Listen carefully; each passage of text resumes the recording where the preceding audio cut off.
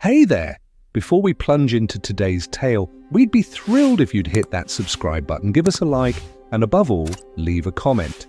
Whether it's just a quick note about where you're tuning in from, or your thoughts on what's to come, every comment fuels our passion and helps our stories reach more folks like you. We read and respond to every single one, so make it yours. All set to dive in? Let's get this journey started. Story 1. Did you know that medieval rich people bathed in milk?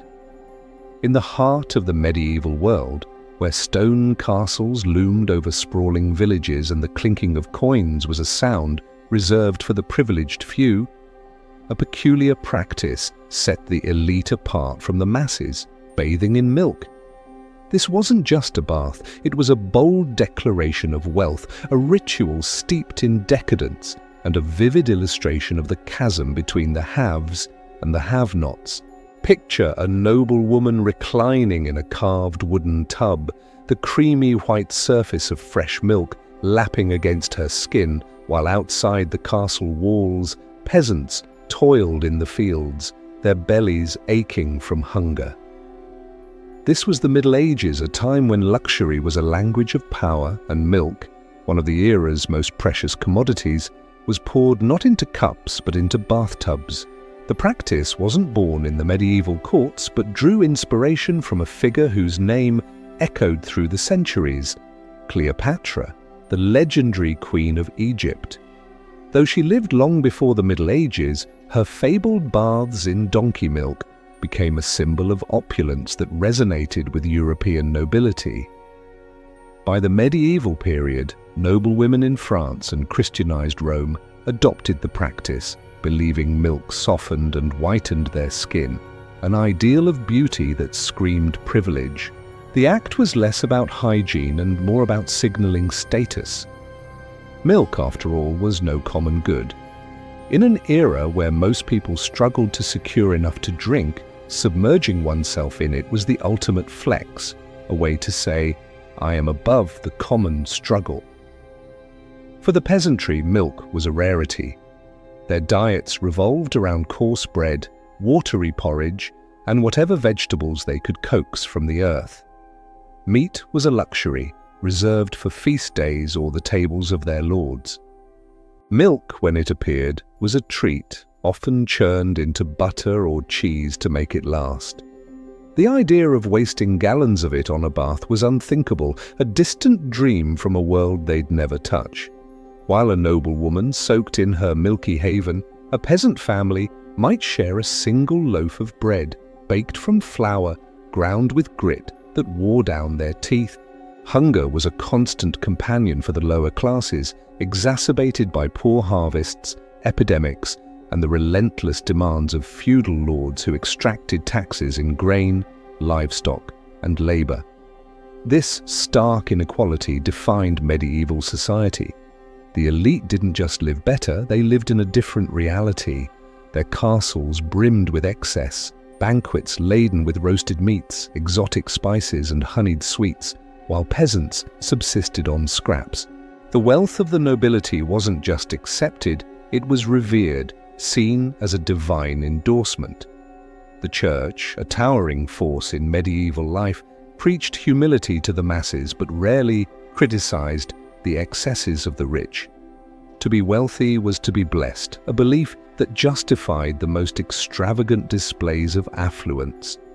Bathing in milk wasn't merely indulgent, it was a performance of God-given superiority, a ritual that reinforced the noble's place at the top of the social hierarchy. Hygiene itself was a privilege. For the common folk, bathing was a sporadic affair, often limited to a quick dip in a cold river or a scrub with a damp cloth. Soap was a luxury, and hot water was a chore to prepare.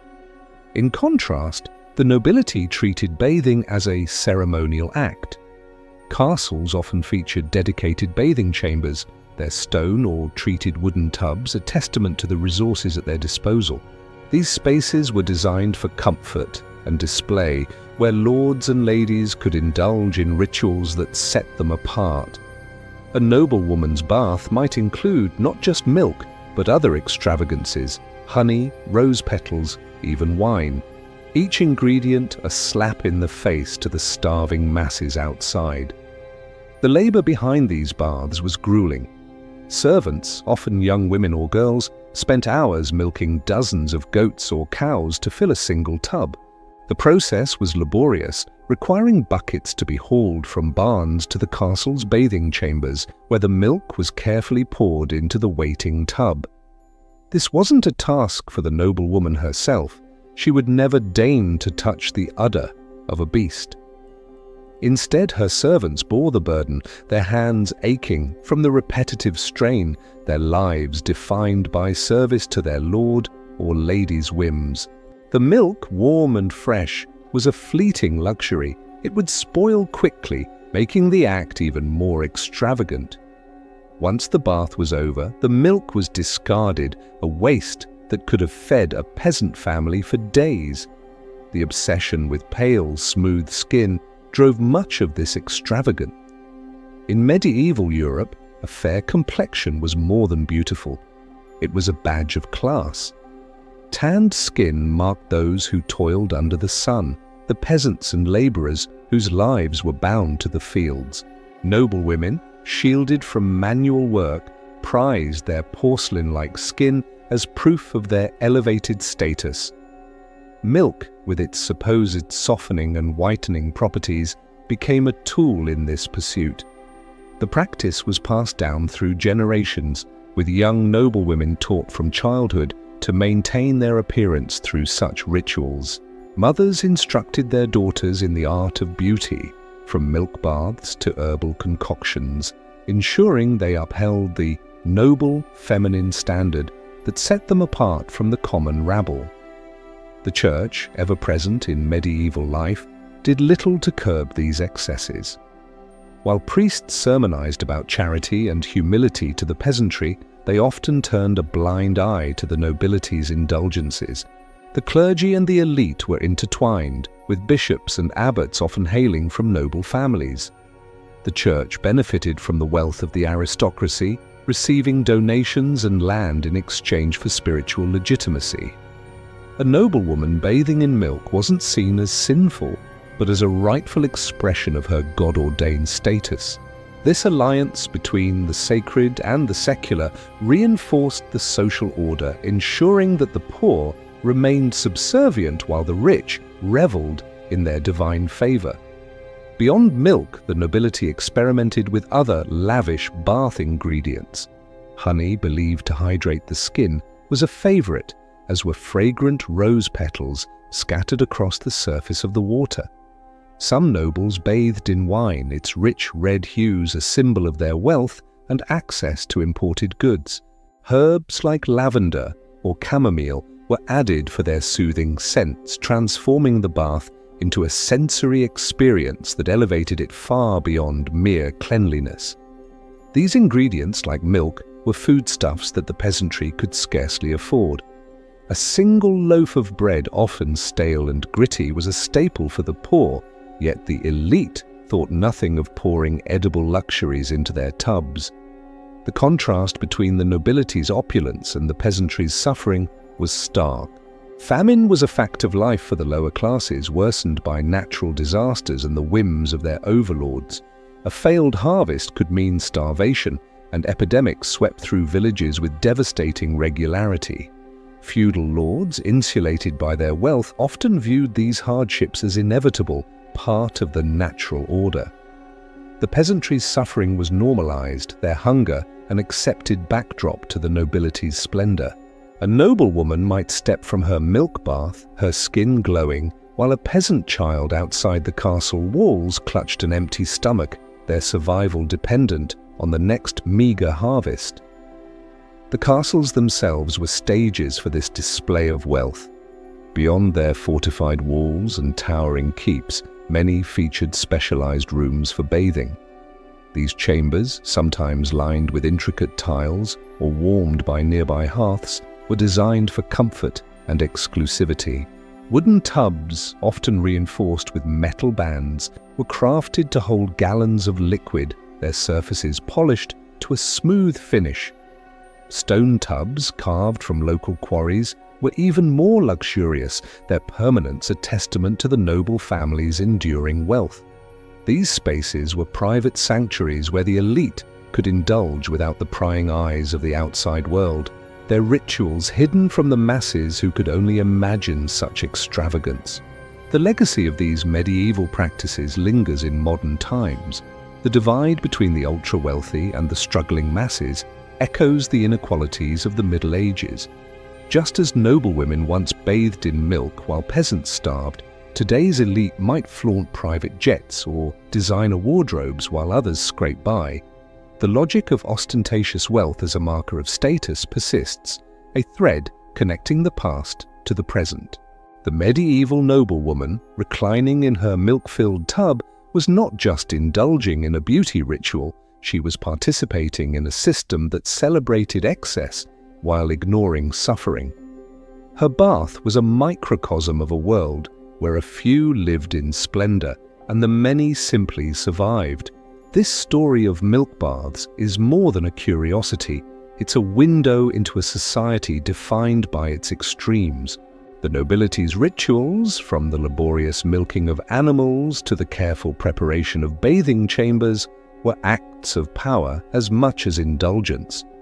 They reinforced a hierarchy that placed the elite at the pinnacle, their every whim catered to by those below them. For the peasantry, life was a grind of labor and hunger, their existence a stark contrast to the perfumed, milk-soaked world of their lords and ladies. The medieval world may be long gone, but its lessons remain. Wealth has always been a performance, and its cost is often paid by those who can least afford it. Story 2. Perfume. Instead of baths, how the rich masked the smell.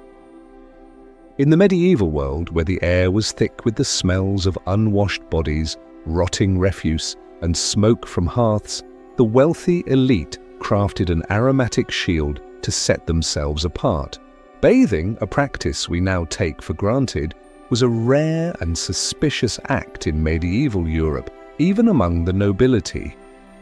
Instead of water, the rich turned to perfume, a potent symbol of wealth, power, and divine favor, to mask the odors of their bodies and surroundings.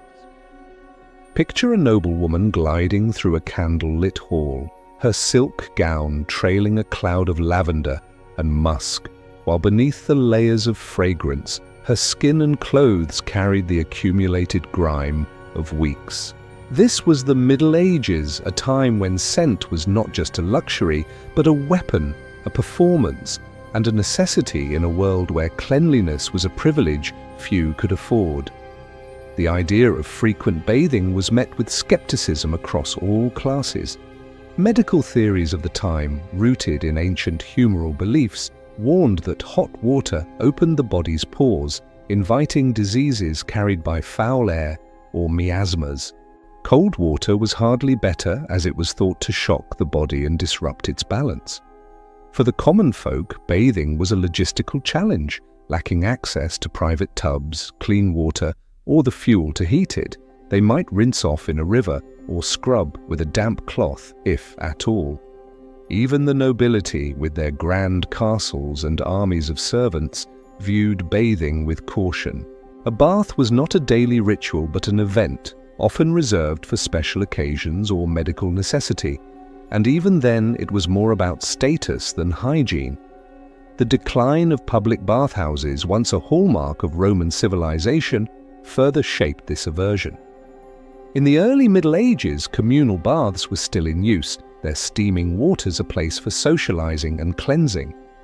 But by the later medieval period, these spaces had fallen out of favor among the elite. The church, ever watchful, associated bathhouses with immorality, linking their warm communal waters to promiscuity and sin. Worse, they were seen as breeding grounds for disease, especially after the Black Death ravaged Europe in the 14th century. Nobles, keen to distinguish themselves from the masses and avoid the perceived dangers of public baths, retreated to private chambers where they could control their environment and their image. In place of water, the wealthy wielded perfume as a badge of their status. Fragrances were no mere afterthought, they were a carefully curated expression of power. The ingredients, sandalwood from India, myrrh from Arabia, ambergris from the depths of the sea, were exorbitantly expensive, often costing more than the silks and jewels that adorned a noble's body. These essences, carried along trade routes from the distant Orient, were a testament to the elite's access to global networks of wealth. A single drop of musk could outshine a peasant's yearly earnings, and to douse oneself in such scents was to proclaim one's place at the pinnacle of society. Perfume was not just a luxury, it was a language spoken fluently by those who could afford to smell divine. The application of fragrance went far beyond a spritz on the skin. Nobles drenched their world in scent, perfuming not only their bodies, but their clothes, accessories, and even their surroundings. Gowns of velvet and brocade were sprinkled with rosewater or infused with the smoky richness of frankincense.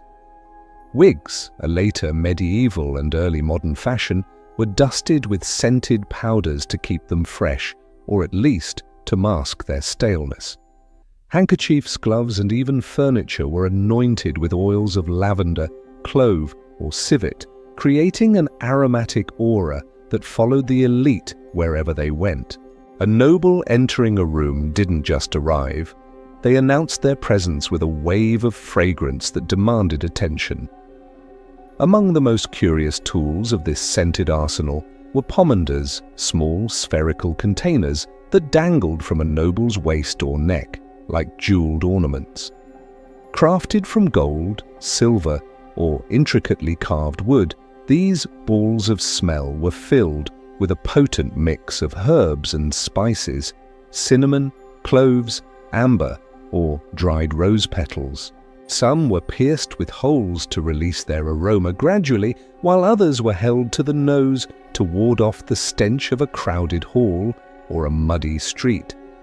Pomanders were both practical and prestigious, their contents believed to protect against the miasmas thought to carry disease. For the wealthy, they were as much a fashion statement as a safeguard, their gleaming surfaces glinting in the candlelight as a reminder of the wearer's elevated status. In France and Spain, another fragrant accessory gained popularity: perfumed gloves. Made from soft leather and soaked in oils of jasmine, tuberose, or orange blossom, these gloves were a favorite among the elite. A noble might rub their hands or face with the scented leather, transferring its aroma to their skin in a subtle yet deliberate act of grooming. The gloves were not just functional, they were a mark of refinement, their cost and craftsmanship setting them apart from the rough linen mitts of a peasant. To wear perfumed gloves was to carry luxury in the palm of one's hand, a tactile reminder of wealth that could be flaunted with every gesture. The elite also relied on a variety of liquid fragrances known as waters or vinegars, which doubled as both perfume and medicine. The famed Hungary water, a rosemary-infused alcohol attributed to a 14th century queen, was prized for its refreshing scent and supposed health benefits, from curing headaches to warding off plague. Similarly, the vinegar of the Four Thieves, a pungent blend of herbs steeped in vinegar, was believed to protect against disease while masking bodily odors. These concoctions were applied to the skin, dabbed on pulse points, or even splashed onto clothes, their sharp, herbal notes cutting through the heavy air of a castle's halls. For the nobility, these fragrant waters were a shield against the world's filth, both literal and metaphorical. The obsession with scent was driven by more than vanity. It was rooted in the medieval belief in miasma, the idea that bad smells carried disease. Foul air, whether from a rotting carcass or an unwashed body, was thought to corrupt the lungs and invite illness. In a world without germ theory, the solution was to overpower bad odors with good ones. Perfume became a form of hygiene, a way to purify the air around oneself and signal cleanliness, even if the body beneath the scent was far from clean. A noblewoman might reek of sweat and grime, but her cloud of rose and amber declared her pure, healthy, and above the common filth. The reality of medieval hygiene was grim. Without modern sanitation, cities and castles were cesspools of waste. Open sewers ran through streets, and chamber pots were emptied from windows with little regard for passers-by. In this environment, bodily odors were inescapable. Sweat, grease, and dirt accumulated on skin and hair, especially among the nobility, whose heavy, multi-layered clothing trapped heat and moisture. Wigs, when worn, became matted with oil and dust, their crevices a breeding ground for lice. Even the elite, with their armies of servants, rarely changed their undergarments. A noble might wear the same linen shift for days or weeks, its fabric growing stiff with sweat and grime, hidden beneath layers of velvet and perfume. To make matters worse, the nobility's beauty rituals often compounded the problem. Men and women alike slathered their faces with thick layers of makeup, white lead, rice powder, or flour to achieve the pale complexion prized as a mark of class. These cosmetics were applied over unwashed skin, mixing with sweat and oil to form a caked, odorous paste. Powders dusted onto wigs or faces added another layer of debris, their fine grains clinging to greasy pores. The result was a bizarre paradox. The elite, obsessed with projecting beauty and refinement, often carried a hidden layer of filth beneath their polished exteriors, their scents working overtime to maintain the illusion of cleanliness. The production of these fragrances was an art form entrusted to apothecaries and alchemists who guarded their recipes like state secrets. In dimly lit workshops, these craftsmen blended rare ingredients, sandalwood, oud, myrrh, into bespoke concoctions tailored to their noble clients. The process was meticulous, requiring knowledge of distillation, infusion, and the properties of each essence. A single vial of perfume might take weeks to produce, its value rivaling that of gold. For the elite, commissioning a custom fragrance was a mark of prestige, a way to distinguish themselves even among their peers. These scents were passed down through families, their formulas recorded in coded manuscripts to preserve their exclusivity. Perfume was more than a luxury, it was a tool of power. In the courts of kings and queens, scent was wielded strategically. A monarch might choose a signature fragrance to mark their presence, its notes lingering in a room long after they'd left. Courtiers and lovers used perfume to seduce, their carefully chosen scents designed to captivate or intimidate. A noblewoman's lavender-drenched gown could draw admirers closer, while a king's musk-heavy aura might command silence in a crowded hall. Scent was a language of influence, its invisible tendrils weaving through negotiations, alliances, and rivalries. To smell divine was to wield authority, to stand above the stench of the world and its lesser inhabitants. This reliance on perfume persisted for centuries, largely because the conditions that necessitated it remained unchanged. Medieval Europe lacked the infrastructure for widespread cleanliness. Castles, despite their grandeur, were often damp and drafty, their stone walls trapping moisture and mold. Latrines were primitive, and waste management was haphazard at best. It wasn't until the 19th century, with the advent of the Industrial Revolution, that attitudes toward hygiene began to shift. Advances in plumbing brought clean water into homes and new understandings of disease, replacing miasma theory with germ theory, made regular bathing a cornerstone of health. As soap and hot water became accessible, the need to mask odors with perfume diminished, and cleanliness itself became the new standard of refinement. Yet the legacy of medieval perfumery endures. The modern fragrance industry, with its billion-dollar brands and celebrity endorsements, owes a debt to those alchemists who blended essences for kings. The idea of scent as a marker of identity, status, or allure persists, even if we no longer use it to hide weeks of unwashed grime. In the Middle Ages, perfume was a shield against a malodorous world, a way for the elite to rise above the filth and assert their dominance. It was a reminder that wealth could buy not just comfort, but control over one's image, one's environment, and the perceptions of those around them. The noblewoman who trailed a cloud of rosewater through a crowded court wasn't just masking her odor, she was claiming her place in a world where scent was power, and power was everything. Story 3. How the nobles treated the poor. They were born to serve.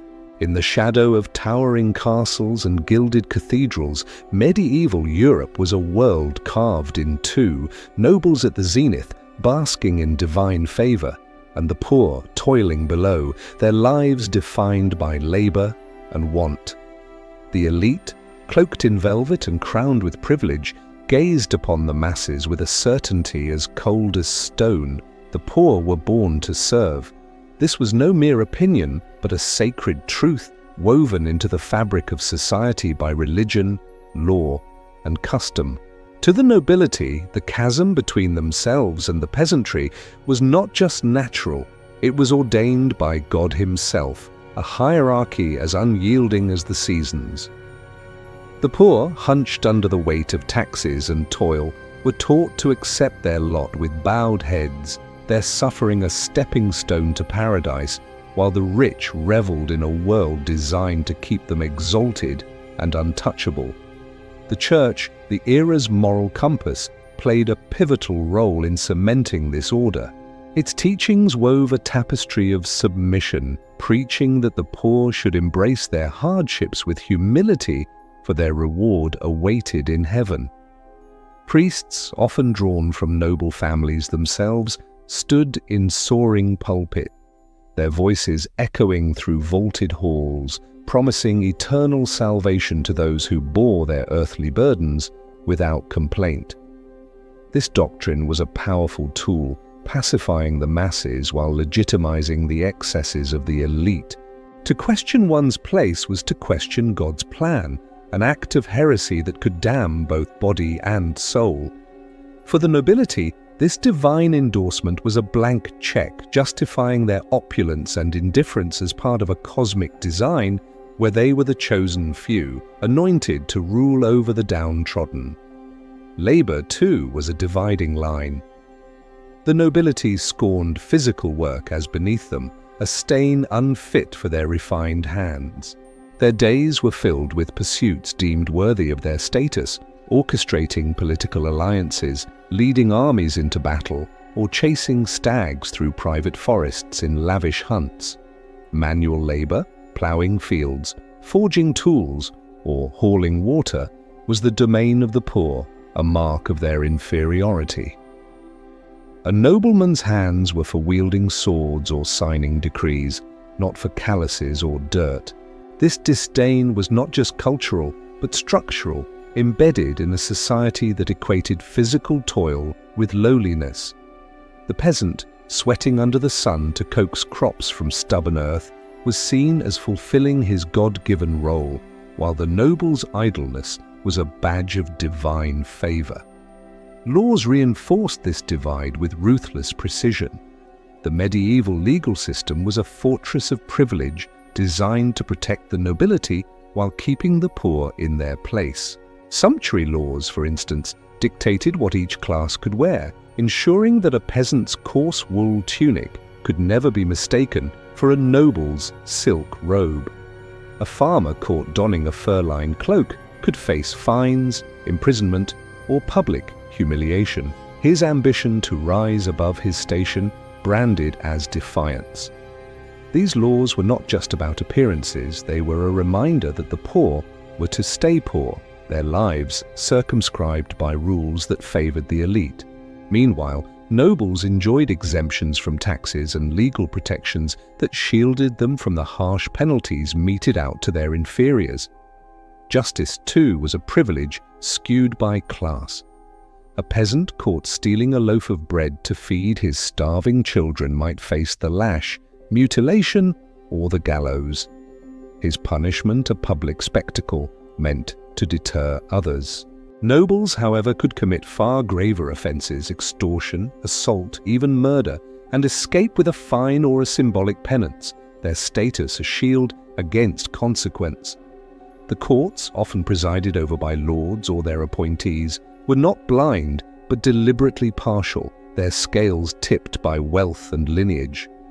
This disparity was accepted as natural, a reflection of the belief that nobles were inherently more virtuous, their crimes mere lapses in an otherwise divinely sanctioned existence. For the poor, life was a cycle of servitude. Under the feudal system, many were bound to the land as serfs, their existence tethered to the whims of their lord.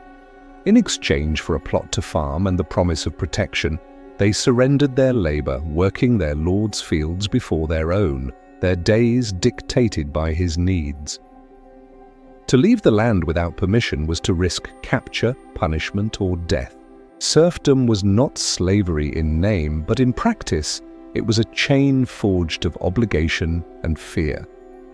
The lord's castle, with its warm hearths and stocked larders, loomed over the peasant's mud-walled hut, a constant reminder of the unbridgeable gap between them. Education, a key to power, was another privilege hoarded by the elite.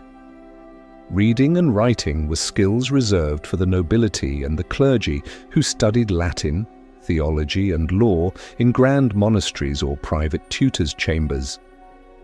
The poor, by contrast, were kept in ignorance, their world limited to the spoken word and the toil of their hands. An illiterate peasantry was easier to control, their inability to read contracts or question decrees ensuring their submission. The few who sought knowledge faced suspicion or ridicule, their ambition a threat to the order that kept nobles aloft. Knowledge was power, and power was not meant for the ploughman or the weaver. Even love was policed by class.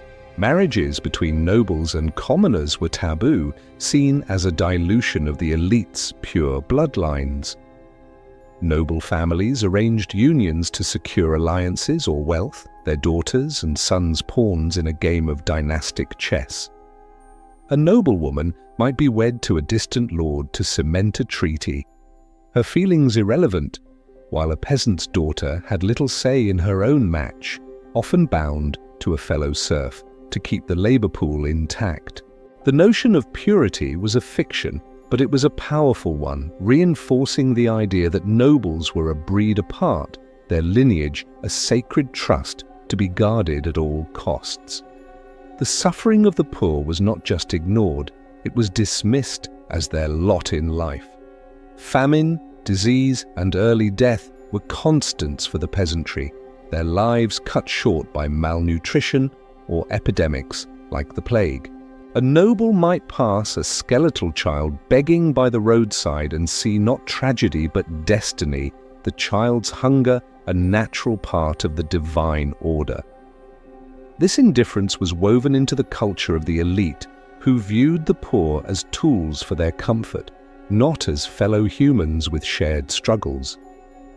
A lord might feast on roasted swan while his tenants starved, their plight as unremarkable to him as the weather. The poor were not just workers, but spectacles for the nobility's amusement. At grand feasts or tournaments, peasants might be summoned to perform, dancing, juggling, or even fighting in mock battles for the crowd's entertainment. These displays often carried an edge of cruelty, with peasants mocked for their clumsiness or forced into humiliating roles. A village fool might be dressed in rags and paraded for laughs, his dignity a small price to pay for the lord's pleasure. These events reinforced the social order, reminding the poor of their place while allowing nobles to revel in their superiority. Charity, when offered, was less about compassion and more about control. A noble might toss coins to a crowd of beggars or distribute bread during a festival, but these acts were carefully staged to highlight their generosity. Esmolas were not meant to lift the poor from poverty, but to reinforce the giver's moral and social dominance. The church encouraged such displays, framing them as proof of the nobles' piety, yet they did little to address the systemic inequalities that kept the poor in chains. A single loaf of bread could not undo a lifetime of hunger, but it could buy loyalty, or at least silence. The very landscape of medieval Europe was designed to segregate. Castles and manors stood apart from peasant villages, their high walls and moats a physical barrier between classes. Cities, too, were divided, with noble quarters boasting wide streets and sturdy homes, while the poor huddled in cramped, filthy slums. Sanitation was a luxury. Nobles had private latrines, while peasants shared open pits or none at all. The stench and disease of these poorer districts were seen as proof of their inhabitants' inferiority, their suffering a consequence of their lowliness rather than a failure of the system. Art and literature, controlled by the elite, painted the poor in crude strokes. In illuminated manuscripts or courtly tales, peasants were depicted as hunchbacked, dirty, or morally corrupt, lazy drunkards or cunning thieves who deserved their misery.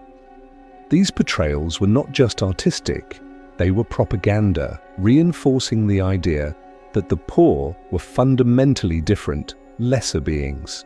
A noble might commission a portrait of himself in shining armor, his face serene and godlike, while the peasant, in the background, was a caricature, his features exaggerated to mock his station.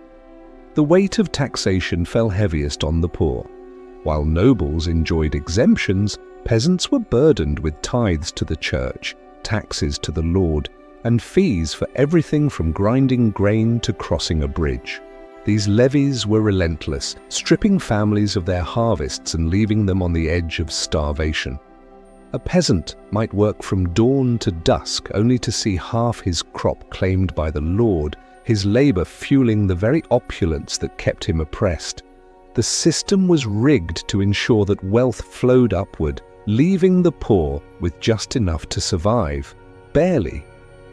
When desperation drove the poor to rebel, the response was swift and brutal. Peasant uprisings, sparked by famine or injustice, were seen as assaults on God's order. Lords and their armies crushed these revolts with ferocity, wielding swords and nooses to restore the status quo.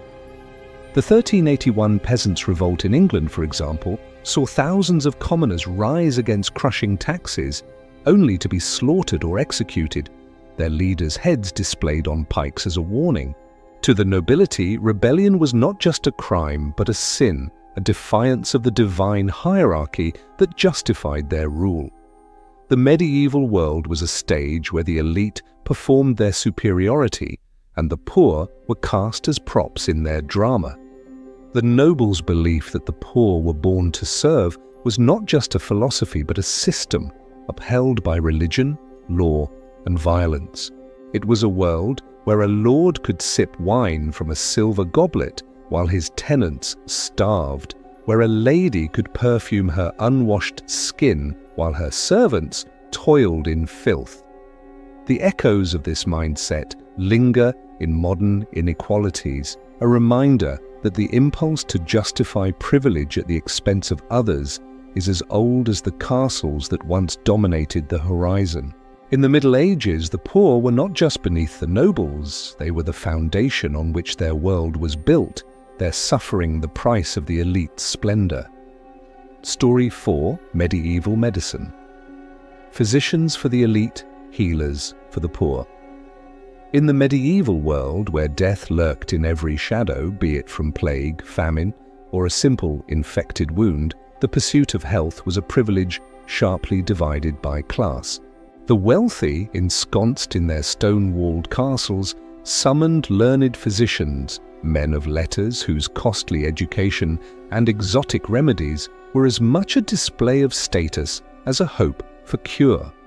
Meanwhile, the poor, toiling in muddy fields or cramped village huts, turned to local healers, wise women, herbalists and charm weavers, whose knowledge, born of tradition rather than texts, was their only defense against a relentless tide of disease. In a society where inequality was etched into every facet of life, medicine was no exception.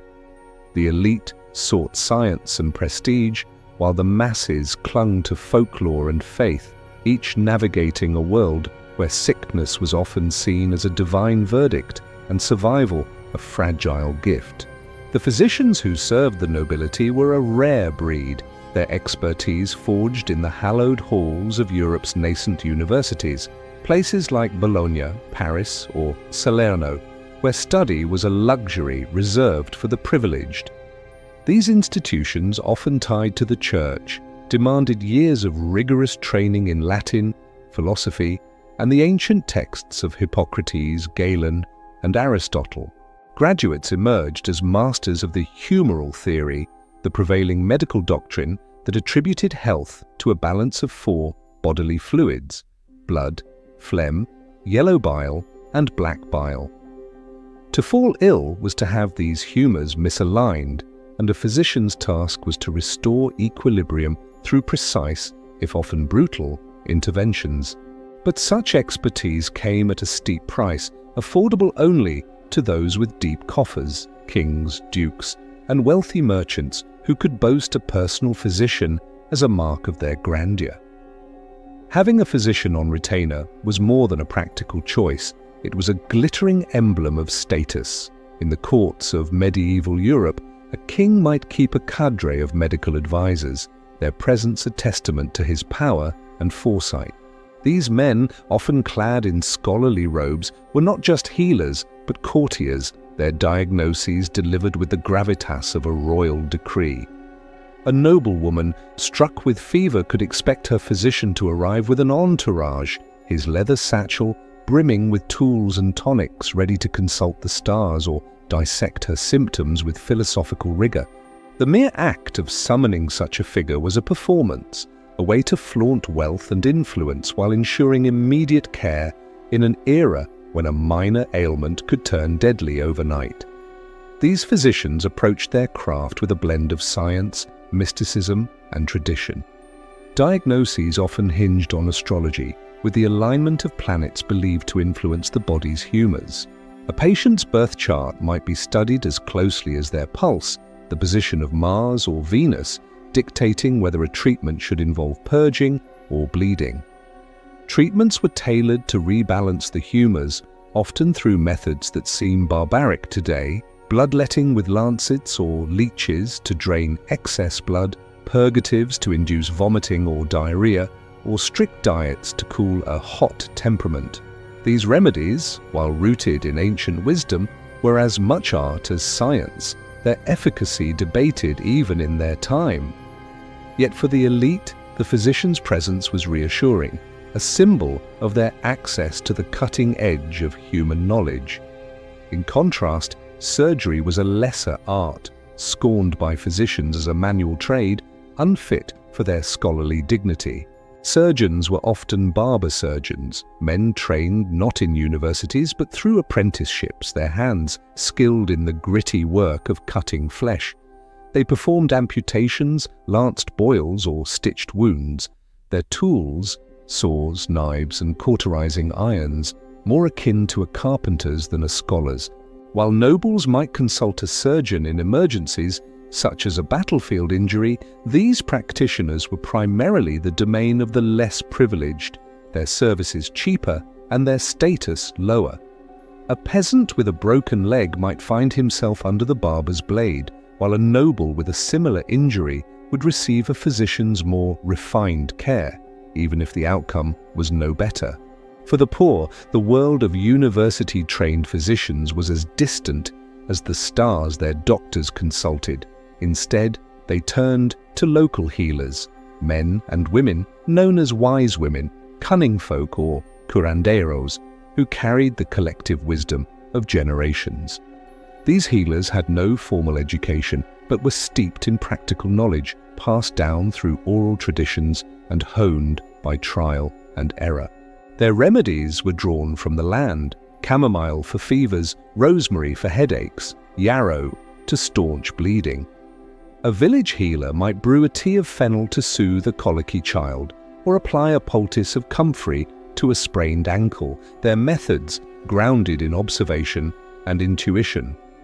While the elite scoffed at such folk medicine, many of these treatments were effective, their herbal foundations later validated by modern pharmacology. These healers operated in a world of scarcity where every plant and ritual was a precious resource. A peasant woman might spend hours foraging for wild herbs, mint, nettle, or dandelion, knowing which leaves soothed a burn or which roots eased a cough. Sympathies, or ritualistic cures, were equally common. A charm whispered over a wound, a prayer to a saint, or a knotted cord worn as an amulet. These practices blended practicality with spirituality, reflecting a worldview where the natural and supernatural were intertwined. A healer might instruct a patient to drink willow bark tea for pain, while also reciting a prayer to Saint Apollonia for toothache, hedging their bets against both earthly and divine causes of illness. The Church, however, cast a suspicious eye on these healers, particularly women. Their independence and knowledge threatened the male-dominated medical establishment and the Church's monopoly on spiritual matters. By the later Middle Ages, as fears of heresy and witchcraft grew, many healers faced accusations of sorcery. A wise woman who cured a fever with herbs might be hailed as a savior one day and burned as a witch the next, her success interpreted as evidence of demonic pacts. The Church's campaign against superstition often targeted those whose remedies strayed too far from sanctioned prayers or relics, creating a dangerous divide between official medicine and folk healing. For the poor who relied on these healers, such persecutions were a loss not just of care, but of hope. The poor also sought healing through faith, turning to saints, relics, and pilgrimages when earthly remedies failed. A peasant with a chronic illness might travel miles to touch the bones of a saint, believing their sanctity could work a miracle. Shrines like those of St. Thomas Becket in Canterbury drew thousands, their altars littered with offerings, wax limbs, coins, or crude carvings, left in hopes of divine intervention. For the poor, these spiritual cures were often their only recourse, as physicians were beyond their reach and healers could only do so much. The line between cure and miracle was blurry, with both rich and poor attributing recovery to divine will, though the elite had the luxury of pairing their prayers with costly medical care. Hospitals, such as they were, offered little relief. Run by religious orders, these institutions were more almshouses than medical centers, providing shelter and spiritual comfort to the destitute, the orphaned, or the dying. Beds were cramped, hygiene poor, and treatments limited to basic care or prayer. A peasant admitted to a hospital might receive a clean palate and a bowl of broth, but true medical intervention was rare. These places were refuges of last resort, where the poor went to die with a priest's blessing rather than to recover. Nobles, by contrast, were tended to in their own homes, their physicians and servants ensuring comfort even in sickness. The lack of sanitation compounded the poor's plight. Villages lacked clean water, and open sewers bred disease. Peasants lived in cramped, smoky huts, their floors of packed earth a breeding ground for fleas and vermin.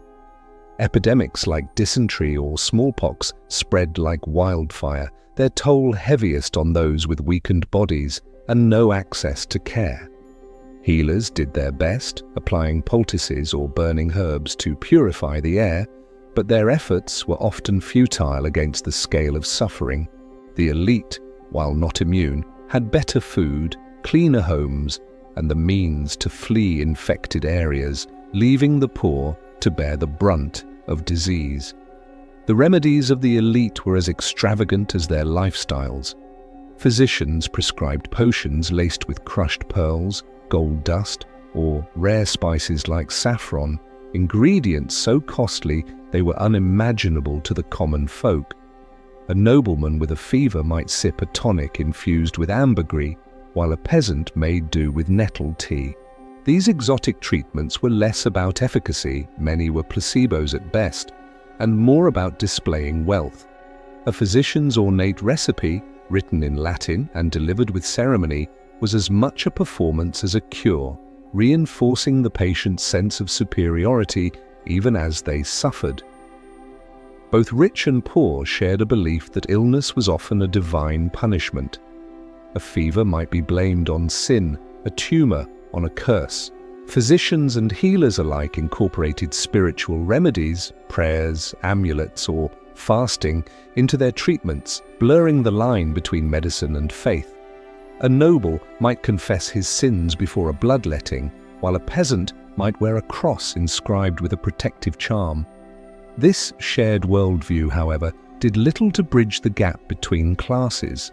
The noble's prayers were offered in a private chapel, surrounded by luxury, while the peasants were whispered in a drafty hut, their outcomes as different as their lives. The Black Death, which swept through Europe in the 14th century, was a grim equalizer. Neither physicians nor healers could stem its tide, as it claimed lives across all classes. Nobles fled to country estates, hoping to outrun the plague, while peasants, bound to their villages, faced its full horror. In the chaos, treatments mingled. Nobles tried herbal remedies, peasants sought relics, and everyone burned incense to ward off the miasma. The plague exposed the limits of both systems, revealing that wealth could buy doctors but not immunity. Yet even in crisis, the divide persisted. The elite died in comfort, while the poor perished in squalor. The legacy of medieval healing is a tale of two worlds. The physicians of the elite, with their Latin texts and costly elixirs, laid the groundwork for modern medicine, their methods evolving into the science we know today. But the healers of the poor, dismissed as superstitious, left an equally enduring mark. Their knowledge of herbs, valerian for sleep, willow for pain, forms the basis of modern herbalism and pharmacology. Chamomile and mint, once brewed in peasant huts, are now staples of alternative medicine. The divide between the learned and the folk was stark, but both wrestled with the same human frailty, their efforts a testament to the universal desire to defy death no matter the tools at hand. In a world where medicine was a luxury and survival a gamble, the rich had their physicians and the poor their healers, each clinging to hope in the face of a merciless age. Story 5. The luxury of noble funerals, golden tombs and eternal masses. In the medieval world where life was fleeting and death a constant shadow, the nobility transformed their final farewells into spectacles of grandeur that echoed beyond the grave. Even in death, the rich asserted their dominance, their funerals a dazzling display of wealth, power, and divine favor that set them apart from the common folk. While a peasant might be laid to rest in an unmarked grave with little more than a whispered prayer, a noble's passing was a theatrical event, complete with golden tombs, endless masses, and processions that stretched through city streets. These rituals were not just about mourning, they were a deliberate performance, a final proclamation of superiority that ensured the deceased's legacy would endure as long as their lineage. Death, for the elite, was not an end, but an opportunity to cement their place in both earthly and heavenly hierarchies. The centerpiece of a noble's funeral was the tomb, a monument designed to awe the living and immortalize the dead. These were no simple headstones, but architectural marvels, often carved from gleaming marble and adorned with intricate sculptures. In grand cathedrals or parish churches, noble tombs rose like small fortresses, their surfaces etched with detailed inscriptions recounting the deceased's titles, deeds, and virtues. Life-sized effigies, crafted in stone or bronze, lay in serene repose atop the tomb, their faces serene and their hands folded in eternal prayer. These figures were often dressed in the finest sculpted robes, their armor or jewels meticulously detailed to reflect the status they held in life. For a duke or a countess, the tomb was a canvas painted with the symbols of their power, ensuring that even centuries later, their name would command respect. The materials used in these tombs spoke volumes about the wealth of the departed. Gold leaf gilded the edges of sarcophagi, silver plaques bore family crests, and precious gems, rubies, sapphires, or emeralds, glinted in the candlelight of the church. Coffins, too, were works of art, crafted from polished oak or cedar, inlaid with ivory or draped in sumptuous silks embroidered with gold thread. The family's coat of arms was often carved or painted onto the coffin, a bold reminder of their lineage's enduring prestige. These opulent details were not merely decorative, they were a declaration that the nobles' wealth transcended death, their status so unassailable that even the grave could not diminish it. Central to these lavish farewells was the practice of endowing masses for the soul of the deceased. The medieval church taught that the living could aid the dead through prayer, speeding their journey through purgatory to paradise. Wealthy families took this to heart, pouring fortunes into arrangements for perpetual masses, daily, weekly, or annual services dedicated to the salvation of their loved one.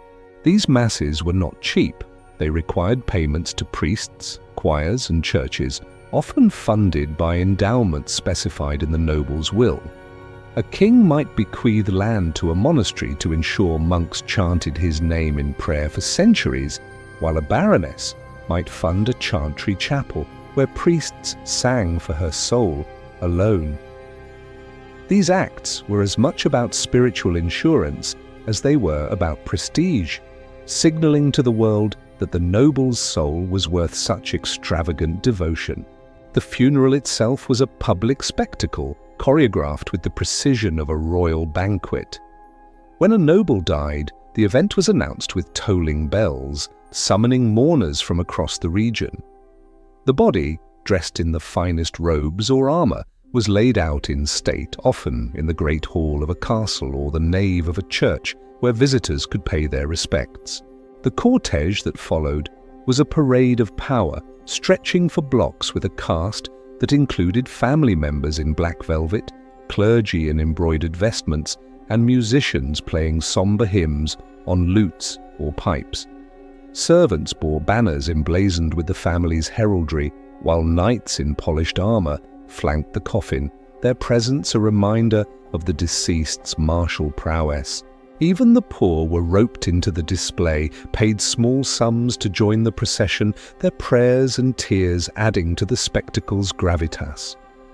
These processions were not just mournful, they were theatrical. In some cases, actors or clergy reenacted scenes from the deceased's life, their speeches extolling virtues or victories to an audience of peers and vassals.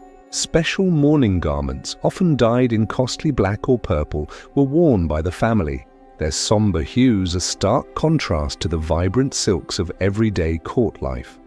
Music filled the air, sacred chants or dirges composed specifically for the occasion, while incense burned, its heavy scent mingling with the crowd's murmurs.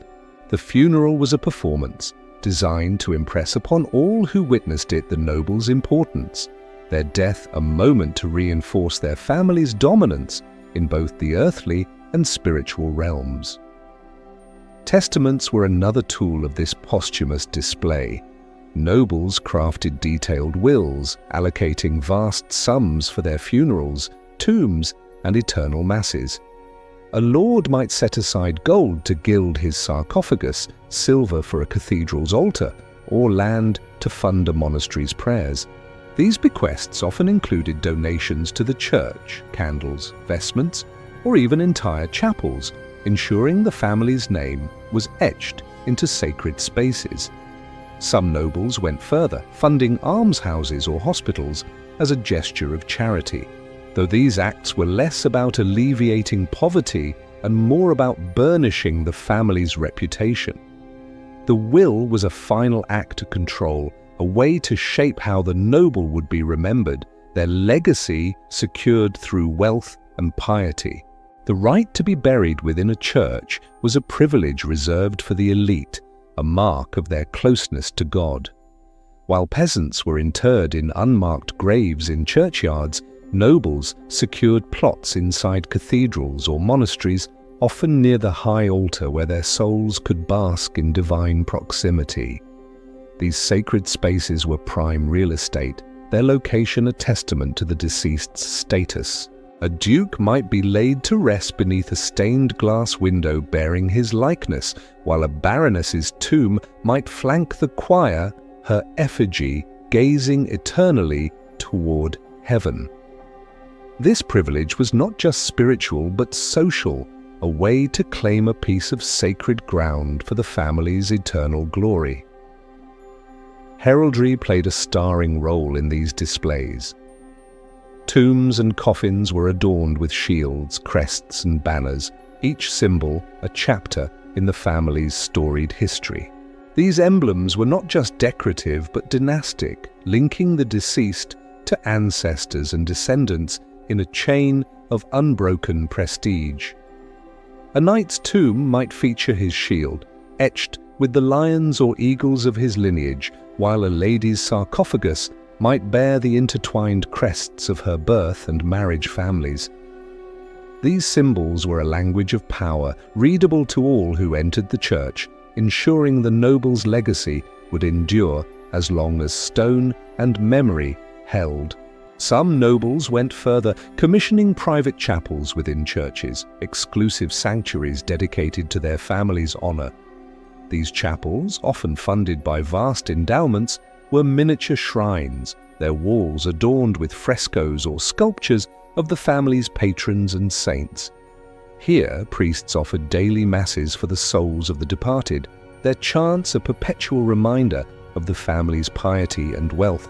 These spaces were fortresses of memory, designed to keep the noble's name alive for generations, their legacy guarded by the church's sacred authority. The artistry of death extended to portraits and effigies.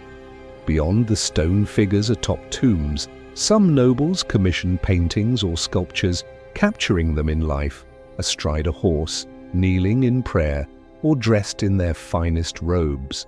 Others preferred cadaver tombs, a macabre trend, where the effigy showed the deceased in decay, a skeletal or emaciated figure beneath their regal likeness, reminding viewers of mortality's universal grip.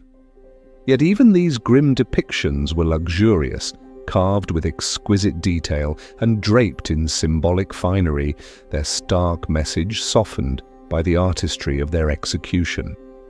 Charity, too, was woven into the funeral's fabric, though it served the noble's image more than the poor's needs. During the procession, servants might distribute bread, coins, or old clothing to the crowd, the act framed as a gesture of Christian generosity. These handouts were calculated, meant to showcase the family's benevolence, while ensuring the prayers of the poor would aid the deceased soul. The recipients, often starving villagers, were less beneficiaries than props in a performance, their gratitude a footnote to the noble's glory. A baron might scatter pennies to a throng, their scramble for coins a stark contrast to the gold adorning his coffin. The cult of memory was a family obligation, passed down like a title. Heirs were tasked with maintaining their ancestors' tombs, funding masses, and hosting anniversary ceremonies to honor the dead. These rituals were not just devotional, but dynastic, reinforcing the family's claim to power. A neglected tomb or lapsed mass could tarnish a lineage's reputation, so nobles invested heavily in upkeep, hiring masons to repair weathered stone or priests to continue their prayers. Some families turned their chapels into veritable shrines, their ancestors' effigies surrounded by candles and offerings as if they were saints rather than mortals. In stark contrast, the poor faced death with no such fanfare. Their burials were hasty, their bodies wrapped in a simple shroud, if they could afford one, and laid in shallow, unmarked graves. No priests chanted, no musicians played, and no monuments marked their passing. Entire families might share a single pit, their names lost to time.